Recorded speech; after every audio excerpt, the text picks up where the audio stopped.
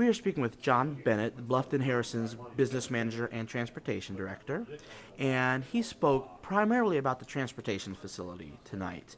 And one of your major points was safety, Yes.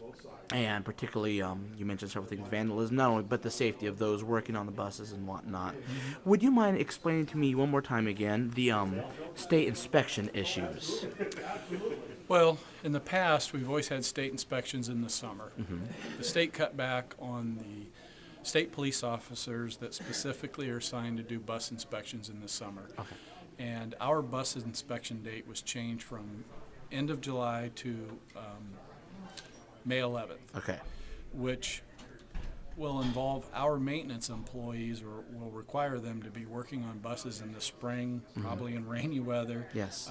We've had the luxury in the past of being able to work on the buses in the summer months when the weather's usually pretty good. And on bad weather days, they just go inside and do other things. We won't have that luxury in the future.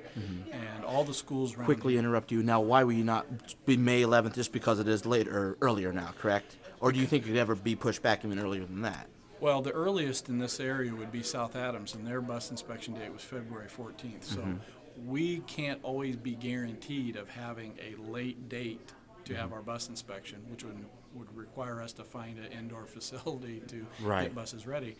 It takes approximately a month to get our buses ready for inspection. Okay. Okay.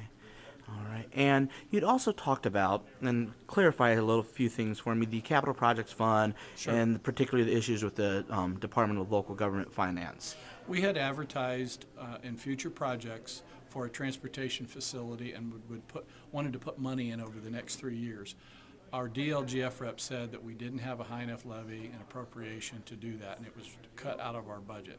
Therefore, we weren't able to save money up Right. in capital projects like we had proposed to do. Now, help me understand the logical connection between the levy and saving money. Were you intending to having to raise property taxes slightly to make the extra savings, or I'm having a hard time seeing the connection? Well, the CPF rate has a cap on it. How much can be raised? I think 35 cents. Right. We have a cap on that. So they would have to have raised our tax rate and our levy above the state allowed rate to actually have money in CPF to put away and put in a savings account, essentially. Not there's really no Right. save it up over 3 years. Okay. So it would have exceeded the state cap and state levy for our school district. Okay. All There's a right. rate cap on school district's capital projects fund. All right. So, do you have any idea, and maybe don't know about the numbers, what that levy or additional levy would have been had you been allowed to create that savings? Basically $200,000 a year, Okay. which is what we were proposing to raise money to help offset the cost of a transportation facility. But when you look at all the other needs in CPF, we really didn't have $200,000 that we could take out of the budget to set aside for future projects over 3 years. Right, I understand that. Not asking you to lobby for any political side or any political issue or not, but if a person, a Wells County resident, wants to know, well, that sounds like something I'd like to change, what would they do? Would they want to contact their state representatives, or how might they learn more about this issue? Well, it's an Indiana code law that school districts' CPF rates are capped at a certain amount per $100 of assessed valuation. It would really take the Indiana legislature to pass that.